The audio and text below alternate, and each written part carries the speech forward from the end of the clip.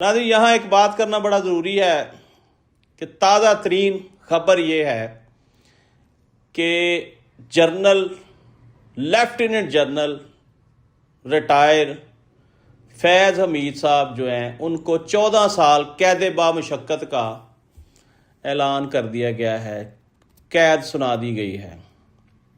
Topic تو بہت بڑا ہے، اس پہ بڑی لمبی ڈبیٹ ہو سکتی ہے، لیکن ملٹری کورٹس میں دی جانے والی یہ سب سے بڑی سزا ہے اس وقت جو حالات ہیں دور حاضر میں، اور اس سے عوام میں ایک اور خوف کی لہر دوڑ گئی ہے۔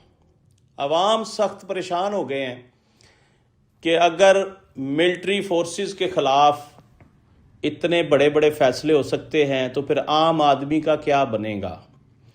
لیکن یہاں غور طلب بات یہ ہے کہ ہر ایک کو اپنے دائرہ اختیار میں چلنا ہوگا۔ اگر آپ اس ملک کے خیر خواہ ہیں تو پھر آپ کو اپنی ڈومین میں رہنا ہوگا۔